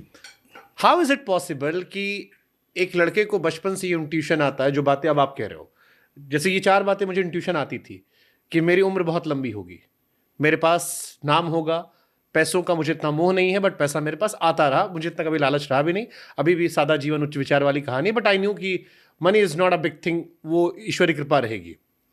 फैमिली वाले में आई टोल्ड यू कि लव लाइफ को लेके आई वाज ऑलवेज कंसर्न कि there will be people who will love me but they won't be with me. So ये 6 चीजों के एहसास ये क्या है? ये मिथ है, एक दिमाग की उपज है, एस्ट्रोलॉजी या पुनर्जन्म का एहसास है, क्या है ये? क्योंकि मैं इस चीज को लेकर अक्सर अपने आप में सवाल पूछता रहता हूं कि ये क्यों मुझे इस बात का एहसास समय समय पर होता रहता है। देखिए, आपके हॉरोस्कोप के अंदर जो चंद्रमा होता है उसका बड़ा महत्व है। वो आपके पिछले जीवन से आपको फॉलो कर रहा होता है। अच्छा, जो आपका चंद्रमा होता है वो आपको पिछले जन्म से फॉलो कर रहा होता है, और एक और ग्रह होता है जो आपको पिछले जन्म से फॉलो कर रहा होता है, अगले जन्म तक लेके जाता है, केतु। चंद्रमा और केतु की युति है आपके हॉरोस्कोप के अंदर। तो ऐसे बहुत सारे लोग होते हैं जिनको अपने पिछले जन्म से अपनी फैमिली की के ट्री से बड़ा प्यार होता है, या पिछली चीज़ों से बहुत प्यार होता है। तो ये योग आपके हॉरोस्कोप के अंदर है। तो जो आपको जो ये इंट्यूटिव ख्याल आ रहे हैं कि ऐसा होगा या वैसा होगा, तो दिस चंद्रमा एंड केतु का जो एक कॉम्बिनेशन है, that is basically showing you all those sort of things in the horoscope. आपने लास्ट पुनर्जन्म का, क्योंकि आपने इसमें कई बार जिक्र किया, जो हम पॉडकास्ट में सवाल कर रहे थे, पुनर्जन्म एक सवाल, does it really exist? 1 second, if it exist, आपको इसमें कुछ वो भी दिखा पुनर्जन्म? नहीं, पुनर्जन्म क्या कुंडली देखकर आप पुनर्जन्म बता सकते हैं? कहानी? यस। देखिए, मैंने आपको जैसे बताया कि आपकी जो डेट ऑफ बर्थ है, जिस दिन आप पैदा हुए थे, जिस क्षण पैदा हुए थे, आपने एक क्षण भी इस पृथ्वी पे नहीं गुजारा, लेकिन ये कुंडली बनी हुई थी। यानी आपका एक एक्शन भी नहीं हुआ था इस पृथ्वी के ऊपर। जो आप आज कर रहे हैं वो भी आपने कुछ नहीं किया था, लेकिन आपकी कुंडली ये बन चुकी थी। तो ये सारी की सारी ब्लेसिंग्स हैं जो कि आपको पिछले जन्म से मिली हैं। ये हॉरोस्कोप पिछले जन्म का ही तो आईना है, जो कि हम जिसको अब देखने की कोशिश कर रहे हैं कि आपका पाथ पिछले जन्म में क्या था। अच्छा, मजे की बात यह है कि एक जन्म की बात नहीं होती, हम ना जाने कितने जन्म देख सकते हैं। मतलब पिछला जन्म, उससे पिछला जन्म, जो आपकी आत्मा का जो ट्रेंड रहा है, जो ट्रेवर्स रहा है, जो ट्रैक रहा है, वो पूरा नजर आता है। और ये भी नजर आता है कि ये आत्मा को मोक्ष कब तक मिलने की संभावना है। तो this can also be seen from the horoscope. Okay, there is one more thing. जैसे आपने मेरी कुंडली देखी, उसमें मेरी राशि मिथुन है। जब मैं डेट ऑफ बर्थ के हिसाब से देखता हूं तो मेरी राशि मेष आती है। दुनिया में बहुत सारे लोग मेरे जैसे कंफ्यूज हैं कि वो अपनी राशि को कौन सी माने। जैसे अप्रैल के हिसाब से I am an Aries, but जब कोई विद्वान व्यक्ति बैठता है, एस्ट्रोलॉजर बैठता है, तो मेरी राशि मिथुन कहता है वो। जी, बात विद्वान की नहीं है, बात यह है कि आप कौन सी विधा से देख रहे हैं। जब आप बात करते हैं कि आपकी राशि एरीज है, तो आप वेस्टर्नर हो जाते हैं। वहाँ पर आप देखते हैं कि 20 मार्च से लेके 20 अप्रैल तक आपका जन्म हुआ होगा, तो आप जो हैं वो एरीज हैं। उसके बाद कोई हुआ होगा तो वो टॉरस है, एक महीने पूरा। जबकि जब हम इंडियन तरीके से देखते हैं, वैदिक तरीके से देखते हैं, तो उसके अंदर जब आप पैदा हुए थे तो चंद्रमा कौन सी राशि में है, वो राशि आपकी मानी जाती है।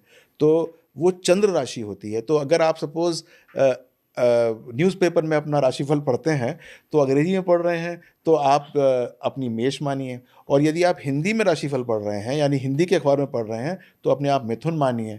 मेरी वेबसाइट में मान लीजिए आप गए हैं, तो आप वहाँ पर मिथुन राशि से ही अपना राशिफल देखिए, आपको वहीं से सब कुछ समझ बट जैसे जाएगा। एरीज में कॉमन सिम्टम्स आते हैं, या कई बार हम अलग अलग जब जनरेट करते हैं कि आप क्या है, तो उनके सिम्टम्स बहुत मैच करते हैं। जैसे मैं और मेरा भाई हैं, हम दोनों में ज़मीन आसमान का फ़र्क है, सोचने में, उठने में, बैठने में, जीवन जीने में।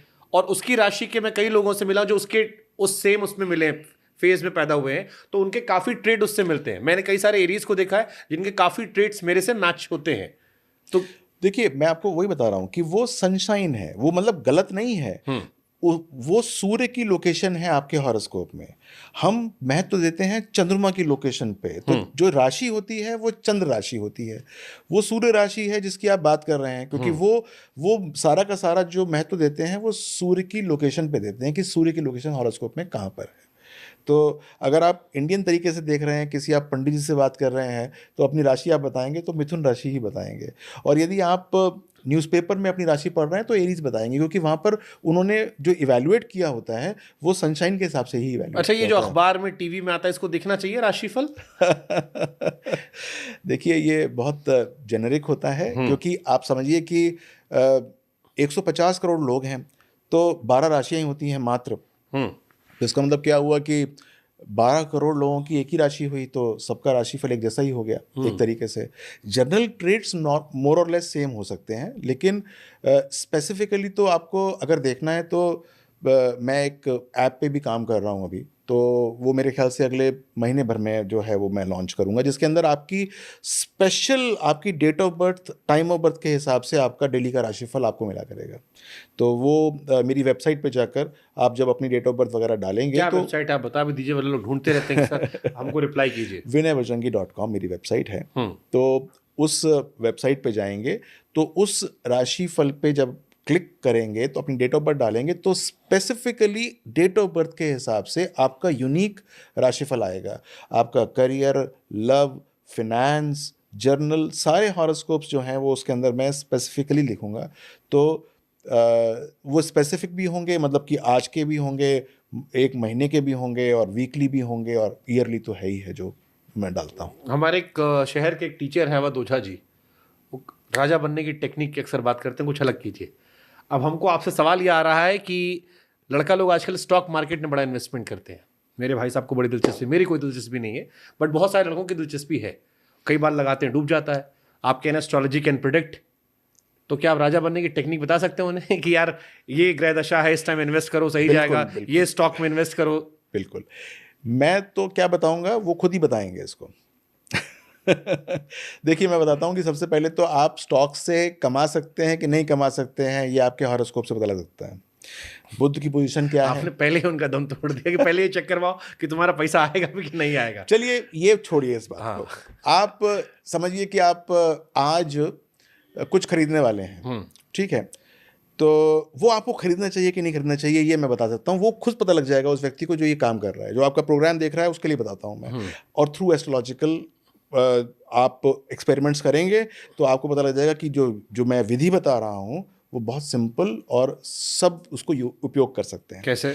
मान लीजिए कि आप आज कोई शेयर खरीदना चाहते हैं और तुरंत आपका मन कर रहा है कि यार ये मैं खरीद लूँ और ये मुझे बहुत अच्छे लाभ देगा, तो उसी समय आप थोड़ा सा रिलैक्स कीजिए और सांस लेना शुरू करिए और देखिए कि आपकी कौन सी नाक चल रही है, नसिका कौन सी चल रही है, लेफ्ट चल रही है कि राइट चल रही है। अब हमेशा जो है जब हम सांस लेते हैं तो कुछ ना कुछ कोई ना कोई नसिका ज़्यादा चल रही होती है, चाहे वो सूर्य की चल रही हो, राइट हैंड साइड सूर्य नसिका, लेफ्ट हैंड साइड चंद्र नसिका। तो यदि आपका चंद्र नसिका चल रही है, यदि आपकी चंद्र नसिका चल रही है, तो उसका मतलब क्या हुआ कि आपका जो डिसीजन है वो इमोशनल डिसीजन है। अब इसके अंदर लाभ मिलने की संभावना कम है, रुक जाइए।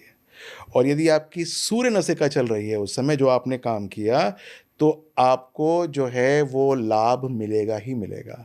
तो आप जो है काम कर दीजिए। ये तो वैसा हो गया, स्कूल में हम लोग ऐसे करते थे कि ये वाला हाथ बड़ा होगा तो हाँ है, ये वाला बड़ा होगा तो ना है। फिर बाद में रियलाइज हुआ हाथ तो दोनों बराबर है, रखने की पोजीशन पे आता है, कभी ऊपर कभी नीचे। नहीं, पर ये नसिका जो है ये आप करके देखिएगा, क्योंकि ये एक बहुत स्नैपशॉट तरीका होता है पता लगने का कि आपका, क्योंकि आप ना बेसिकली समझने की कोशिश कीजिए कि जब आप बहुत इमोशनल हो जाते हैं या फिर आप बहुत इंस्टेंटेनियस डिसीजन लेते हैं तो आपकी जो सांस है वो एक अलग तरीके से चलनी शुरू हो जाती है और वो आपको बताती है कि आप इस समय इमोशंस पे चल रहे हैं या आप जो है फैक्चुअल ग्राउंड लेवल पे चल रहे हैं। ठीक है, अगर हम समराइज में धीरे धीरे हम बढ़ रहे हैं, अगर कोई आपसे पूछे कि एक एस्ट्रोलॉजर को दिखाने क्या फायदा है, मतलब दुख में नहीं सुख में, अभी कोई समस्या नहीं किसी के जीवन में, अब एक एस्ट्रोलॉजर को पैसा क्यों दूं मैं दिखाने के लिए? क्योंकि कई लोगों को लगता है ना कि it's a waste of money, जैसे इंश्योरेंस कराना, एस्ट्रोलॉजर के पास जाना, सुख में सबको बुरा लगता है, दुख में इसकी कीमत समझ में आती है। देखिए, यदि बहुत ज़्यादा लूज करने के लिए नहीं है तो दिखाने का कोई फ़ायदा ही नहीं है। लेकिन फिर भी क्योंकि ये एक ज्योति होती है आगे की राह की, एस्ट्रो ज्योति होती है ये ज्योतिष जो है, तो उससे आप अपने आगे के जीवन को प्लान कर लेते हैं। आप जो है उसको जब प्लान करते हैं तो आपके डिसीजन जो हैं वेल इन्फॉर्म्ड होते हैं, गलत डिसीजन नहीं होते हैं, तो नुकसान कम होते हैं तो हताशा कम होती है, दिक्कतें कम होती हैं। एक बार नुकसान होने शुरू हो जाए तो बदहवासी में आगे के डिसीजन भी गलत होने शुरू हो जाते हैं। तो जब अच्छा समय है तो उसका एडवांटेज ले लें, जब थोड़ा सा गलत समय है या हल्का समय है तो थोड़े से पैसिव हो जाएं, ये फ़ायदा होता है। अच्छा, जैसे पेरेंट्स के बच्चे हैं, शादी वादी चले तो अलग बात है, पढ़े लिखेंगे तो अपने आप शादी ब्याह हो जाएगा। पढ़ाई लिखाई को लेकर भी क्या गाइडेंस एस्ट्रोलॉजर से लेना चाहिए? कि जैसे बहुत लोग कंफ्यूज होते हैं, अब मेरे पापा जी बोले कि मैकेनिकल कर लो, वहाँ लड़कियां नहीं होती, डिस्ट्रैक्ट नहीं होगी, तो हमने मैकेनिकल कर ली। बाद में सब छूट गई। बट क्या इसका भी कोई सही तरीका कि यार आप जैसे मान लीजिए इंजीनियरिंग कर रहा हूँ मैं, अब इंजीनियरिंग में भी 6 ब्रांचेस हैं, तो क्या वो कंसल्ट करना, या 10th 11th में मैथ्स ले, बायो ले, कॉमर्स ले, एस्ट्रोलॉजी के थ्रू प्रिडिक्ट हो सकता है कि क्या कहाँ बेहतर फ्यूचर है? प्रिडिक्शन नहीं होता है, इसका वेल इन्फॉर्म्ड डिसीजन होता है कि आपको क्या करना चाहिए। आपको मान लीजिए कि आप 10th में पढ़ते हैं तो आपको साइंस लेनी चाहिए कि कॉमर्स लेनी चाहिए कि आर्ट्स लेनी चाहिए, ये डिसीजन होता है। आप 12th के बाद मान लीजिए साइंस लिए हैं और उसके बाद आपको जो है वो कौन सी विधा में इंजीनियरिंग करनी चाहिए या आपको करनी ही नहीं चाहिए, सिंपल ग्रेजुएशन करना चाहिए, तो वो भी आप जो है through the placement of stars पता लग जाता है कि क्या करने से आपको जो है वो लाभ मिलता है। अगेन ये एक बैक कैलकुलेशन है, बैक कैलकुलेशन कि आपकी लक्ष्मी योग कहाँ से बन रहा है और लक्ष्मी किस चीज़ से सबसे ज़्यादा मेहरबान होंगी, कहाँ से जो है आपको क्या करना है ताकि जो है वो बेस्ट हो। बहुत बार क्या होता है कि बच्चे करते तो इंजीनियरिंग हैं, फिर बाद में एमबीए कर लेते हैं और जहाँ पर काम करते हैं ना तो इंजीनियरिंग जो की होती है उससे कोई मतलब नहीं होता, तो 1 साल का फालतू का वेस्टेज था। मान लीजिए कि 4 साल बीटेक, तो वो 3 साल में निपटा सकते थे आप। मान लीजिए बीटेक ना करते तो 3 साल में हो जाता। ग्रेजुएशन तो करना था, ग्रेजुएशन आप वो कर सकते थे, लेकिन ये बहुत लोग जो हैं वो गलत डिसीजन लेते हैं। हालांकि बीटेक करने का बड़ा फायदा होता है, आप लेबोरियस बन जाते हैं।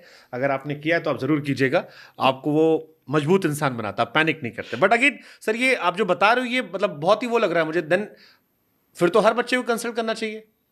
क्योंकि अच्छा, अगर मान लीजिए डिफरेंस हो जाए कि एक बच्चा है उसे बायो पसंद है या कॉमर्स पसंद है, बट आप कह रहे हो कि एस्ट्रोलॉजी कहती है कि मैथ्स में तुम्हारा भविष्य सेफ एंड सिक्योर है, तो ये कॉन्ट्रडिक्शन फिर क्यों, और इसको कैसे फिर आप दोस्त को समझाओगे आप? देखिए ऐसा है कि वो लोग जो कि घर के अंदर डिसीजन नहीं ले पाते हैं नॉर्मली, क्योंकि पीयर प्रेशर बच्चों का कुछ और बोलता है, पेरेंट्स कुछ और बोल रहे होते हैं, दिख कुछ और रहा होता है, तो वो जो है उसके लिए ज़रूर हमारे पास आते हैं कि इनमें से क्या चीज़ बेस्ट चूज़ करनी चाहिए ताकि बच्चा जो है वो बिना किसी परेशानी के निकल जाए। तो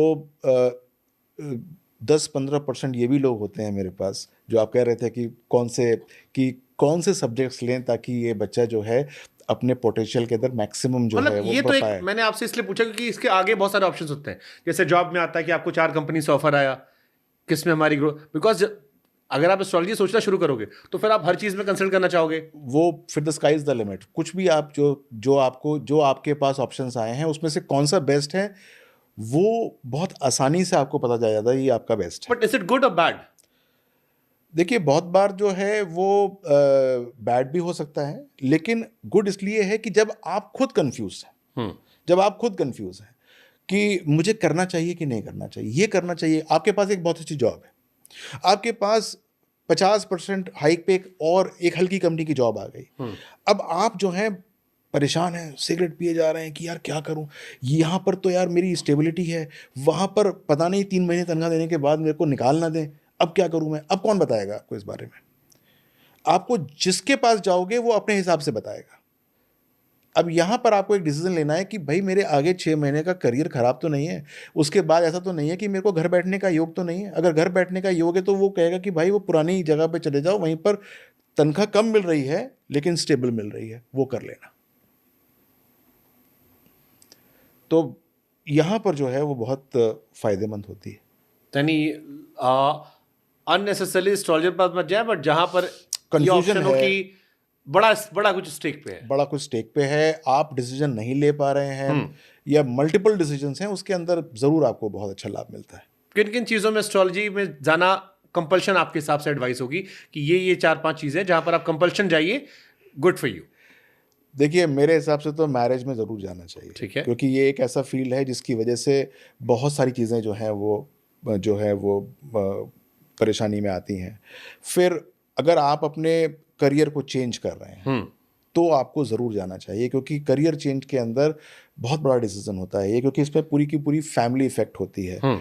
फिर यदि आप कुछ एक्सपेंशन कर रहे हैं जिसके अंदर आप बहुत बड़े डेट पे जा रहे हैं, वहाँ पर जाना चाहिए, क्योंकि आपने इतना बड़ा इन्वेस्टमेंट कर लिया, इतने बड़े डेट में चले गए, और अगर सपोज वो बैठ गया तो क्या होगा?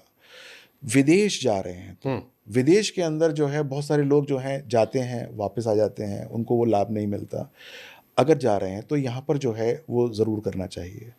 कोई कंपनी का नाम रख रहे हैं, मान लीजिए कोई कंपनी खोली XYZ, तो वो X क्या होना चाहिए, इसको ज़रूर पूछ लें। वो आपके नाम के साथ रिवर्बरेट करना ये चाहिए। नंबर गेम भी ये सब सच होता है? नहीं, नंबर गेम नहीं है ये। आपके वास्तव में आपके नक्षत्र के ऊपर बेस्ड होता है ये, कि आपका विनिंग हाउस कौन सा है। 10th हाउस विनिंग हाउस होता है, उस पे कौन सा जो है नक्षत्र आता है, और उसका कौन सा जो है वो अक्षर आपके लिए बेस्ट होगा, वो आपके लिए विनिंग नंबर हमेशा ही होगा।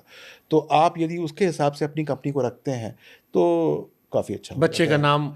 बच्चे का नाम भी रख सकते हैं, लेकिन नॉर्मली उस समय तक ये बात लोग समझते नहीं हैं, लेकिन बाद में जब कंपनी रखते हैं तो स्टेक्स बड़े हो जाते हैं। आजकल तो माँ बाप दोनों आपस में राइम करके रख लेते हैं। जी। दो पापा को उठाया, एक मम्मी का मिला के एक नया नाम बना के दे दिया। पहले से चल रहा है पिनास मसानी। True true. अच्छा, ये मांगलिक वांगलिक भी आप मानते हैं आप? क्योंकि कुंडली के साथ ये सीधे आता है। आप चाहे मैट्रिमोनियल साइट्स पे देखिए, बहुत एक तो मांगलिक को लेके बड़ी मिथ भी है। मैंने कई सारे लोगों से बात की, सबका अलग अलग आता है। कोई एनर्जी की बात करता है, कोई इसे फिजिकल पावर की बात करता है, कोई इसे दोष के तौर पर देखता है। व्हाट इज एग्जैक्टली मांगलिक? मंगल तभी देखना चाहिए जब वो शादी, मांगलिक हम देखते हैं शादी के लिए। अगर वास्तव में मंगल दंगल कर रहा है शादी के अंदर तभी मांगलिक है, वरना मांगलिक नहीं है। मैंने देखा कि बहुत सारे लोग ये कहते हैं कि हम मांगलिक हैं, पहले से 25 साल से समझते आ रहे हैं कि मांगलिक हैं, जबकि वो मांगलिक होते नहीं हैं। सिर्फ मंगल किसी भाव में बैठा हुआ है, वो मांगलिक बना रहा है, ऐसा होता नहीं है। हमारे किसी भी ऐसे ग्रंथ में मंगल का ऐसा उल्लेख नहीं है जो कि शादी को खराब करता हो और वो मांगलिक को एक संज्ञा देता हो। ये हमारे द्वारा बनाया हुआ एक टॉपिक है। तो 2-3% हॉरोस्कोप्स मांगलिक हो सकते हैं और उसका भी निवारण होता है। तो चिंता मांगलिक क्या होता है, थोड़ा सा इसको आप मुझे समझाइए। मैंने क्योंकि किसी एस्ट्रोलॉजर को सुन रहा था कहीं में, उन्होंने कहा कि ये एनर्जी को लेकर रिलेटेड होता है, कि टू मच ऑफ एनर्जी, मतलब आई डोंट नो, उनका एक अलग डेफिनेशन थी। ये आप कुंडली की बात बता रहे हो, so is it related to kundli, is it related to energy, क्या है ये मांगलिक? देखिए, मंगल एनर्जी होती है। मंगल जो है वो एनर्जी का ग्रह है, आवेश का ग्रह है, इम्पल्सिव ग्रह होता है। वो सब शादी के भाव में बैठता है। शादी यानी आपका टेम्परामेंट पे मंगल बैठ जाए तो आप गुस्से वाले हो जाएंगे। आपकी वाइफ के हॉरोस्कोप सप्तम भाव में बैठ जाए तो वो गुस्से वाली हो जाएगी। सेकंड हाउस में बैठ जाए तो घर के अंदर अशांति रहेगी। 12th हाउस में बैठ जाए तो 12th हाउस बेड प्लेजर्स का होता है, वहाँ पर नेगेटिविटी आनी शुरू हो जाती है। तो ये अष्टम भाव में बैठ जाए तो वो स्वमंगल्य का होता है, यानी कि मैट्रिमोनियल अलायंस के बाद स्पाउस की जो जीवनी देखते हैं या जीवन देखते हैं वो वहाँ से देखते हैं, वहाँ बैठ जाए तो वो उनको ख़राब करने की कोशिश करता है। लेकिन ये बहुत सारी भ्रांतियाँ हैं। वो सिर्फ 2-3% ही केसेस में ख़राब करता है, अधिकांश केसेस में ख़राब करता नहीं है। और एक समय के बाद तो वो नलीफाई हो जाता है। तो वो नलीफिकेशन जो होती है वो ज़रूर देखनी चाहिए कि कैंसलेशन हो रहा है कि नहीं हो रहा, और अधिकांशतः कैंसलेशन हो जाता है। एस्ट्रोलॉजी का सबसे बड़ा मिथ क्या है जो सुनाई पड़ा आपको सबसे ज़्यादा, कि ये एक बहुत कोरी अफवाह फैला दी जाती है? बहुत सारे ग्रहों को नेगेटिव तरीके से जो है वो पोर्ट्रे किया जाता है, चाहे राहु हो, शनि हो, मंगल हो। ये इतनी तरीके से नेगेटिव कर देते हैं कि आइए और अरे आपके ऊपर तो राहु की दशा चल रही है, आपके ऊपर तो शनि की दशा चल रही है, आपके ऊपर तो मंगल भारी है, और वो बेचारा डर जाता है।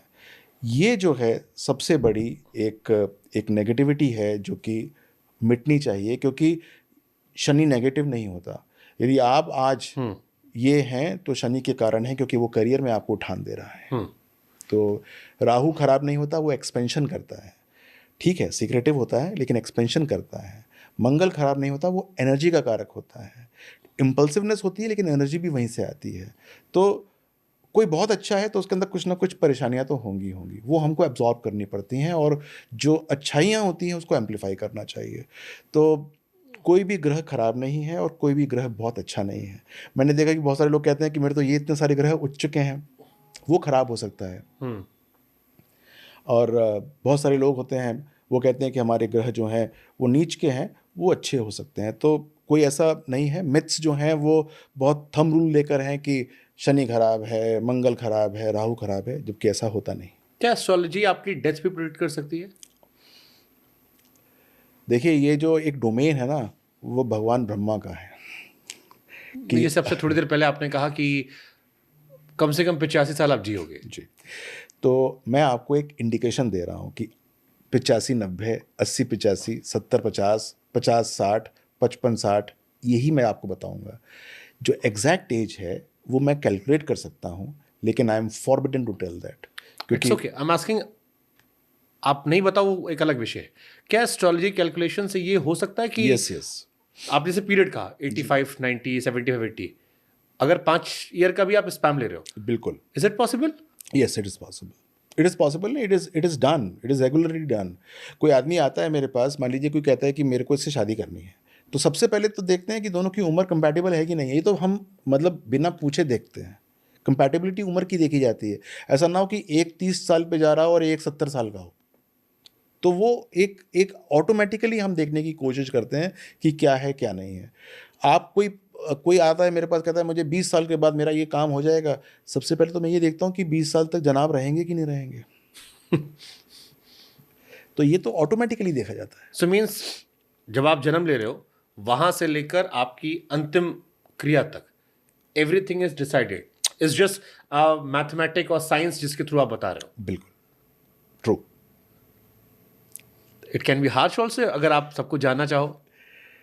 About what? एवरीथिंग। नहीं, you can know everything, but so अगर एवरीथिंग इज डिसाइडेड, अगर डिसाइडेड है तो वो तो फिर आपका, जैसे ये मेरे क्यूरियोसिटी वाला सवाल है कि अगर मेरा जन्म से लेकर मृत्यु तक की मेरी सारी लीलाएं डिसाइडेड है, तो फिर मेरे कर्म उस हिसाब से होते जाएंगे। जैसे मेरा दिमाग जब मैं बीटेक कर रहा था तो वो मीडिया की तरफ आया होगा, मीडिया में आ गया मैं, फिर मन हुआ होगा छोड़ दो, तो ये तो कर्मा मेरे, ये प्री जन्म के डिसाइडेड होंगे कि मेरी यात्रा, लाइफ इज अ जर्नी, इस यात्रा से होकर मैं यहाँ फुल स्टॉप तक पहुंचूंगा। अब ये देन एस्ट्रोलॉजी अब ये सारे के सारे आपका जो ये क्वेश्चन है ना, ये मेरे जितनी बात मैंने बताई है सबका सारांश है ये। आपकी जो हॉरोस्कोप है वो इस जन्म का तो है नहीं, मैंने आपको पहले बताया, वो पिछले जन्म का है। उसमें ये सब चीज़ें डिसाइडेड हैं कि आपने अपने पिछले जन्म में किया क्या था। मैं आपको वही बताने की कोशिश कर रहा हूँ। अब आपको इसके अंदर चेंजेस लेकर आने हैं। आप क्या क्या अपने कर्मों से चेंजेस कर सकते हो, वो आपकी आत्मा का ट्रेवर्स है। आप 104% कर सकते हो कि आपका जो गुरु है उसकी फ्री विल कितनी है। गुरु का मतलब बृहस्पति, उसकी फ्री विल कितनी है। फ्री विल का मतलब ये है कि आप अगर चेंज करना चाहोगे तो कितना चेंज कर सकते हो।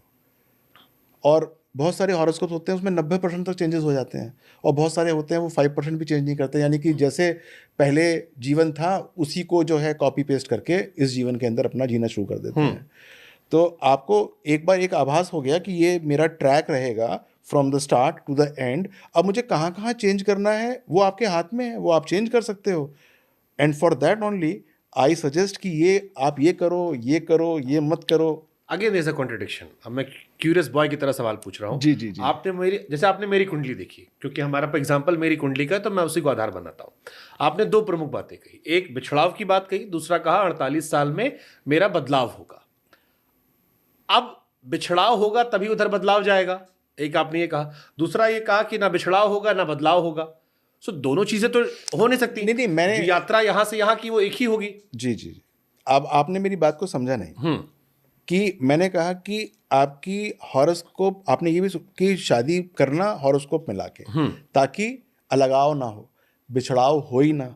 आई want to correct that. But then you said it's pre decided कि वो यात्रा पूरी तय है। ये प्री डिसाइडेड पहले वाला जीवन का था ना। हाँ। वो पिछले जीवन का था। हाँ। इस जीवन के अंदर तो पुराना का पुराना कॉपी पेस्ट है। कौन कौन सा आपको मिटा के ठीक करना है वो मैंने आपको बता दिया।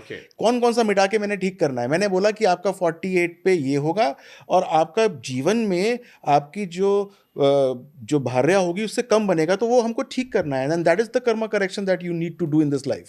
सुपर, आई थिंक ये इंटरेस्टिंग पॉइंट था। कलर से ही फर्क पड़ता है आप क्या कपड़े पहनते हो इन चीजों से? बहुत कम फर्क पड़ता है। बहुत, क्योंकि लोग बहुत मानते हैं कि ये कलर पहन के चलो, ये बहुत कम फर्क पड़ता है। आप बहुत ही नेगेटिव कलर ना पहने। नेगेटिव कलर क्या होता है?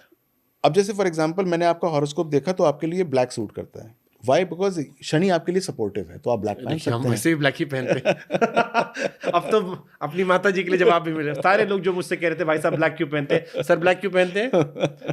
शनि को बलिष्ठ करने के लिए पहना जाता है, तो और शनि सपोर्टिव होना चाहिए तभी पहनेंगे। यदि आपकी कुंडली में शनि नेगेटिव है, हाँ। अब आप ब्लैक पहनेंगे तो इसका मतलब नेगेटिव आदमी को बलिष्ठ कर रहे हैं, तब नहीं पहनना तो चाहिए। मेरे लिए नेगेटिव कलर क्या होगा फिर, जिससे आमतौर पर लोग काला कलर शुभ नहीं मानते हैं? आपके लिए नेगेटिव कलर लाल हुआ।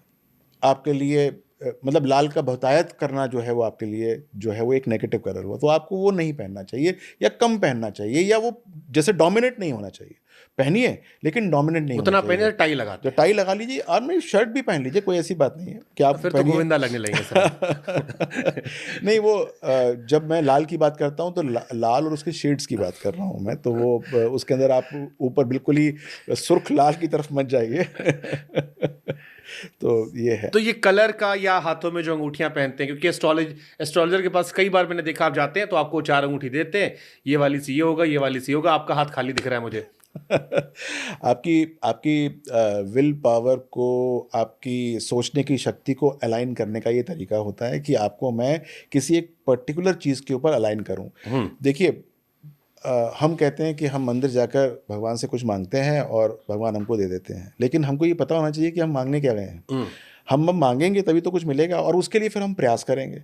अगर हम प्रयास नहीं करेंगे, मांग तो लिया लेकिन प्रयास नहीं किए, तो भगवान के मंदिर में जाने से पहले हमको ये पता होना चाहिए क्या मांग रहे हैं और उसके लिए हम प्रयास क्या कर रहे हैं। अगर हमने ये दोनों चीज़ें छोड़ दी तो आप जितनी मर्जी घंटी बजा लीजिए, आपको कुछ मिलने वाला है नहीं। आपके प्रयास जो हैं वो प्रमुख हो जाते हैं। भगवान उसके अंदर आपकी जो है फिर मदद करना आरंभ करते हैं कि ठीक है, आपने ये मांगा, आपने ये प्रयास किया, okay now I will strengthen these planets for you. आप जब कोई अंगूठी पहनते हैं या फिर कोई कलर के स्पेसिफिक कपड़े पहनते हैं, तो आप उन्हीं ग्रहों को मजबूत करते हैं जिसके लिए काम कर रहे होते हैं। तो ठीक है। अच्छा, फिर तो ये दोस्ती यारी में काम करता होगा कि इस आदमी से दोस्ती करोगे तो गड़बड़ हो जाएगा, या इसके साथ जाओगे तो शुभ हो जाएगा, या ये टू मच ऑफ एस्ट्रोलॉजी है, इससे बचिए? ये टू मच एस्ट्रोलॉजी है और नहीं भी है। अब जैसे मैं बॉस हूँ, अब मेरे यहाँ मान लीजिए कोई एम्प्लॉय आ रहा है, तो मैं एम्प्लॉय में उसका टैलेंट देखूं किस कुंडली देखूं? देखिए, आप टैलेंट और उसका टैलेंट ही देख लीजिए, क्योंकि वहाँ तक उसकी कुंडली मिलेगी नहीं। मैंने बताया कि अधिकांश कुंडलियाँ गलत होती हैं, तो वो आपको सही मिली नहीं मिली, पहली बात तो ये है। हाँ। और दूसरी बात ये है कि जैसे आप दोस्ती की बात कर रहे थे, तो एक पूरा भाव होता है 11th हाउस, जो कि आपके फ्रेंड्स को डिफाइन करता है। तो eventually your friends are going to be beneficial for you और नॉट, ये वहाँ से पता चलता है। तो जब ये पता लग जाए कि फ्रेंड्स से ज़्यादा बेनिफिट नहीं है, तो बहुत ज़्यादा उनके ऊपर निवेश नहीं करना चाहिए, वरना जो है आघात लग जाता है।